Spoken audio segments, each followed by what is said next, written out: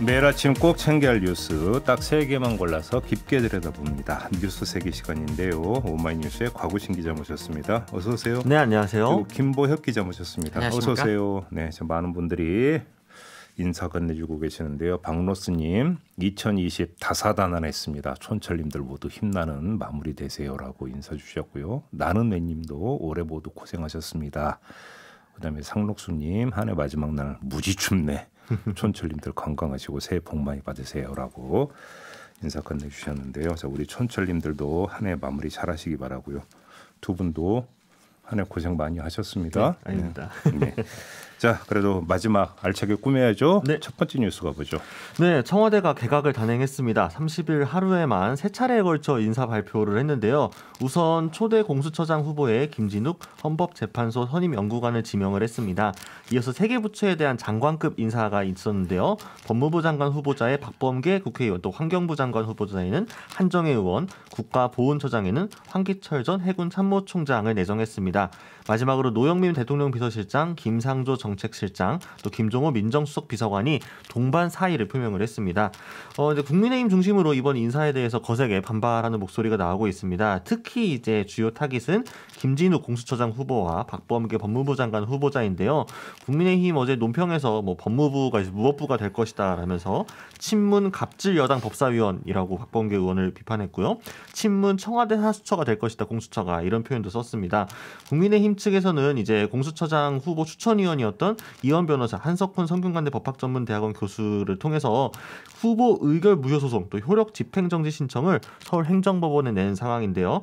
앞으로 인사청문회 등 절차도 남아있는 만큼 이번 인사가 청와대 분위기 쇄신에 일조할 수 있을지 좀 주목이 되고 있습니다. 그러게요. 아마 빠르면 오늘 중으로 또 이 청와대 비서진 개편 발표가 있을 거다. 이렇게 지금 예고도 나오고 있는데 2명의 실장과 1명의 수석이 사의를 표명했다고 공식 발표를 했으니까 네. 네. 바꾼다는 얘기잖아요.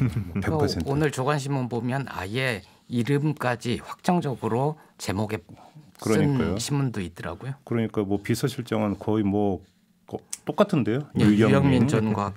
예. 그다음에 민정수석도 신현수. 네. 이 두 인물은 거의 모든 언론 막나고 똑같이 나오고 맞습니다. 있고 다만 정책실장은 좀 갈리더라고요. 예. 그러니까 아무튼 빠르면 오늘 중으로 청와대 이제 개편 소식도 전해질 것 같은데 우리 김보혁 기자께서는 포인트가 어디에 있다고 보세요? 이 인사? 일단 저는 가장 주목받을 대목은 공수처장과 법무장관이죠. 둘 다 판사 출신이지 않습니까? 그렇죠. 예전에는 검찰 출신 법무장관이 당연하게 느껴졌었는데 문재인 정부 들어서 검사 출신의 법무장관은 단 한 명도 없었던 거고 그렇죠. 공수처장 후보 중에 한 분이 또 검사 출신이었는데 예. 공교롭게도 판사 출신으로 했단 말입니다. 검찰개혁 임기 말까지 놓치지 않고 꾸준히 가겠다. 네. 그런 의지를 드러낸 것으로 보입니다. 그렇게 보시는 거고요.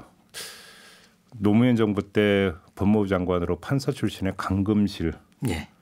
변호사를 임명을 했다 해서 검사들이 들고 일어났던 때가 생각이 나는데요. 맞습니다. 그때하고 비교를 하면 세상이 좀 그래도 조금은 바뀌긴 바뀌었다. 예. 이런 생각도 좀 들긴 들어요. 그렇죠? 네, 그러니까 사실 이번에 박범계 의원이 법무부 장관에 무사히 이제 앉게 된다고 하게 되면은 문재인 정부의 마지막 법무부 장관이 될 가능성이 매우 높죠. 사실 남은 임기가 얼마 되지 않는데 중간에 또 바꾸게 된다면 그것 자체가 지금 그 정부의 어떤 위기를 그게 있는 거게 될 테니까요.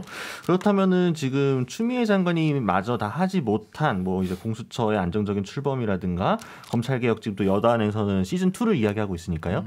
이런 주요한 미션들이 박범계 후보자에게 짊어져 있는 상황인데 박범계 후보자가 장관이 되어서 이거를 과연 무사히 마무리를 하고 이 정권이 임기 초부터 계속 이야기했던 검찰 개혁이 무엇인지 제대로 마무리하고 보여줄 것인가.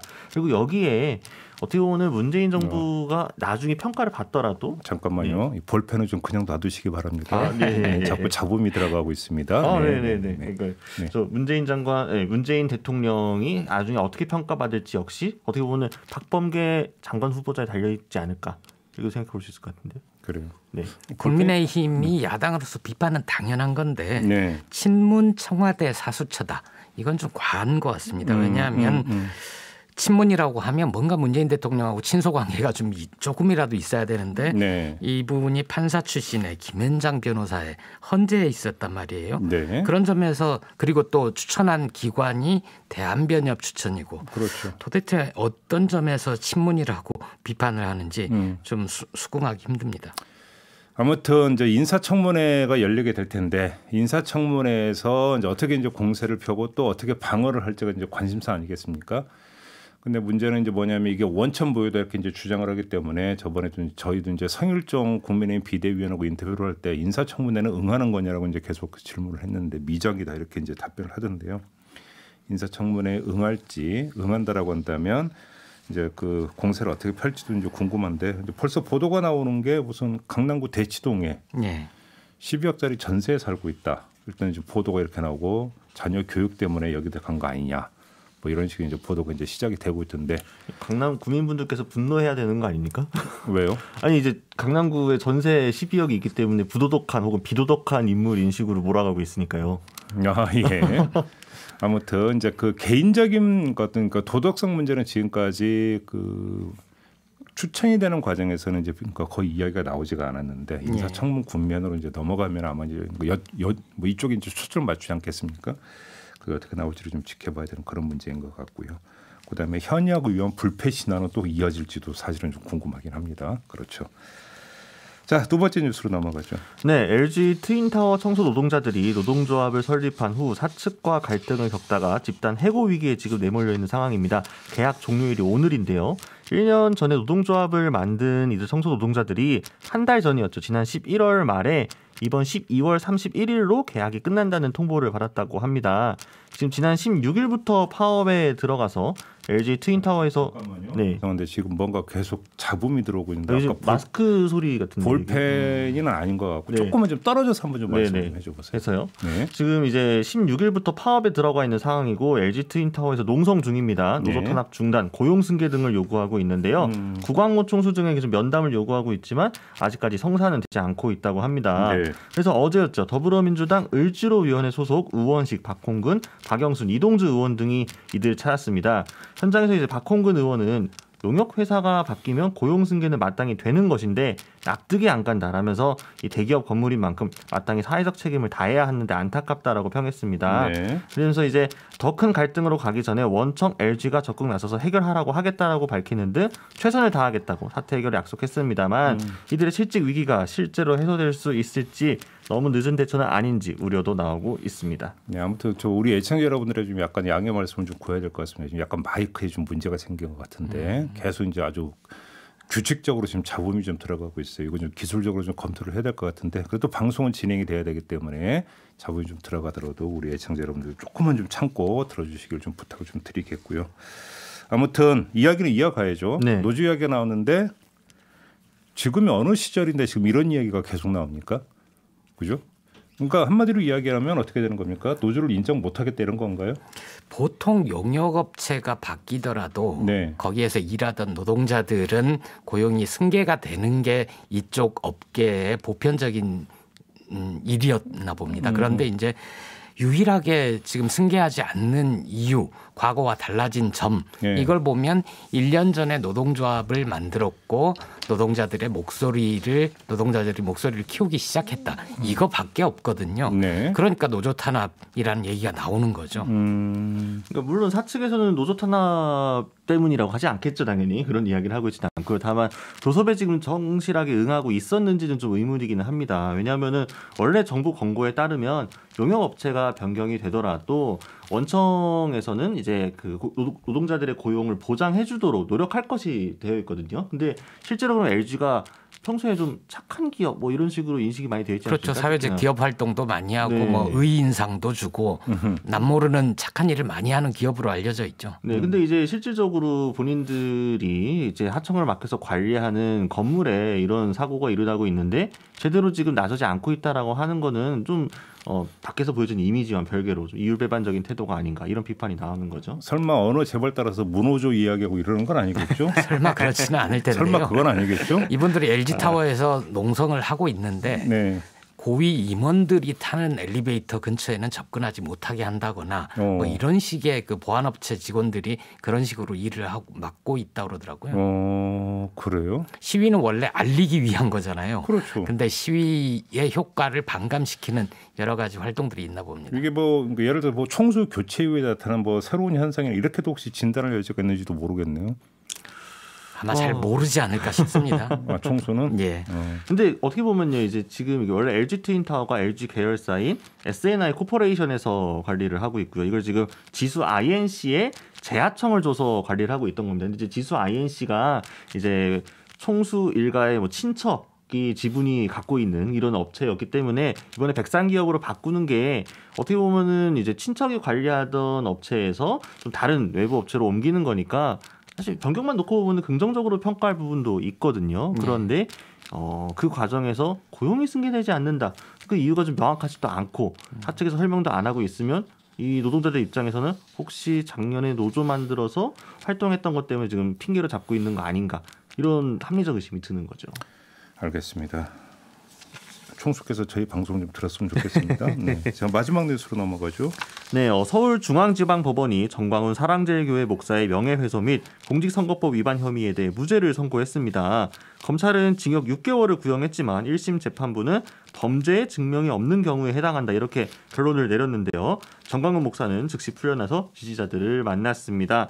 전 씨는 앞서 4.15 총선을 4개월여 앞두고 당시 황교안 자유한국당 대표의 이름을 거론하면서 특정 정당 지지를 호소한 비판을 받았는데요. 재판부는 문맥상 해석을 적용해야 한다면서 황 대표의 이름을 거론했지만 당시 자유한국당에 대한 지지 동원이라기보다는 자유우파 정당 연합의 취지였고 선거운동 전제가 되는 특정 후보자가 존재하지 않았기 때문에 선거운동에 대해 해당하지 않는다라고 판단을 했다고 합니다. 또한 문재인 대통령을 향해서 간첩이라고 지칭한 건 역시 낱말이 사용된 맥락과 피해자인 대통령이 공인이라는 점을 들어봤을 때 본래 의미보다는 북한의 우호적인 사람으로 해석을 해야 된다라고 보았습니다. 수사학적 과장이라는 의미였는데요.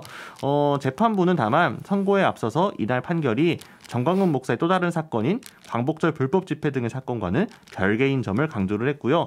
검찰은 이번 판결에 불복해 항고를 검토하겠다고 나섰습니다. 좀 황당하다는 반응이 좀 많더라고요. 판결 보고 이렇게도 그러니까 판단을 할 수 있는 거구나. 네. 저기 민주당이가 논평은 뇌구조가 이런 표현까지 나왔던데 이걸 어떻게 이해를 할 수가 있어요? 생각해 볼 대목이 굉장히 많은데요. 네. 선거법 같은 경우에 원래 그 입은 풀고 돈을 막자 이런 취지 아닙니까? 그렇죠. 그리고 선거운동 기간 외에는 선거운동을 하지 말라는 건데 네. 정광훈 이분이 얘기를 한 게 당시에 황교안 대표 이름만 거론한 게 아니라 지역구는 그 당에 주고 비례대표는 기독자유당에 이런 식으로 구체적인 투표 지침까지 얘기를 한 거란 말입니다. 그렇다면 이거는 선거법 위반이 명확한 거죠. 너무 문맥상 과대하게 넓게 광의로 해석을 한 것 같고요. 표현의 자유 대목은 사실 대법원 이전의 판례를 봐도 공인에 대해서는 좀 그 자유를 넓혀주는 그런 판례가 있었는데 다만 이런 거는 생각을 해봐야 됩니다. 이 표현의 자유를 광범위하게 인정해주는 이유가 민주주의의 기본이 되는 거기 때문 아니겠습니까? 민주적 공론의 장에서 누구나 어떤 얘기든 할 수 있어야 서로 다른 견해들이 부딪히면서 사실과 진실에 가까워진다는 건데 이 정도의 표현의 자유까지 하면 상대방을 공론의 장에서 밀어버리는 즉 저 사람은 마주 앉아서 토론을 하고 인정할 만한 상대가 안 된다. 그 정도의 표현의 수위거든요. 이것까지 인정해야 되느냐 이런 색깔론도 인정해야 되느냐는 한번 생각을 해봐야 되고요. 예를 들어서 제가 정광훈 목사에 대해서 저 양반은 목사라고 얘기를 하지만 실제로는 하느님을 팔아서 사리사욕을 취하는 악마 같은 사람이다. 이런 식으로 얘기를 하면 표현의 자유라고 얘기하기에는 좀 과한 거죠. 근데 본인은 선지자라고 했더라고요. 그렇습니다. 저는 자기 입으로 선지자라고 하는 경우 또 처음 들어봐가지고. 표현의 자유 중요하고요. 당연히 특히 정치적인 표현에 있어서는 특히나 공인에 대한 비판일 경우에는 그것이 조금 과도하더라도 형사적으로 처벌하는 것에 대해서는 좀 지양하는 것이 자유민주주의 국가에 걸맞는 태도겠죠. 근데 사법부의 이번 판단이 과연 그럼 형평성을 제대로 지킨 판단인지에 대해서는 조금 의문이 있을 수 있을 것 같습니다. 예를 들면은 고영주 씨라고 해야 될까요? 공산주의자 발언도 유죄였죠. 예전에 진중권 교수가 변희재 씨한테 변듣보, 듣도 보도 못한 놈이라고 한 거 이것도 유죄 나왔습니다. 예전에 G20 서울 정상회의 홍보 포스터에 G 그림 그렸다고 이것도 대법원에서 유죄 나왔거든요. 네. 그럼 이거에 대해서는 그렇게 엄격하게 적용을 하면서 요건에 대해서는 굳이 이렇게 판결을 내린 것은 재판부의 판단이 왜 그렇게 달라졌는지에 대해서 좀 면밀히 따져봐야 되지 않을까 싶긴 하고요. 만약 이것이 기준이라고 한다면은 앞으로 이 판례를 선례 삼아가지고 어떤 정권이 들어서든 대통령이든 주요한 정치인 공인에 대한 비판에 대해서는 최대한 사법적인 판단에 대해서 좀 면죄부를 줄 수 있도록 하는 기준점을 좀 마련해야 되지 않을까. 이게 그때 달라요가 되면은 헷갈리잖아요. 네. 그러니까 지금 그 간첩이라는 표현까지 허용이 된다면 뭐 빨갱이, 너는 친일파, 수구 꼴통 뭐 이런 표현도 다 허용이 된다는 얘기로 이해를 할 수 있는 거죠. 그렇습니다. 제 기억이 정확한지 모르겠는데 특정 어떤 그 언론에 대해서 신문에 대해서 네. 극우 보수다라는 표현을 썼더니 네. 거기에 대해서는 좀 과하다. 표현의 자유로 인정하기 어렵다. 이런 판결도 있었던 것으로 기억하거든요. 그러니까 간첩, 종북, 빨갱이는 되고 네. 극우 혹은 친일 뭐 이런 식의 비판에 대해서는 그건 과하다. 네. 이런 거 아닌가라는 의심도 사게 되는 거죠. 네. 그러니까 그걸 이상하게 생각하는 제 뇌구조가 잘못된 건지 판결을 내린 뇌구조가 잘못된 건지를 한번 좀 따져봐야 되는 문제가 분명히 좀 있는 것 같습니다. 이 정도 하죠. 네, 알겠습니다. 자, 두 분 수고하셨습니다. 네, 고맙습니다. 고맙습니다. 감사합니다.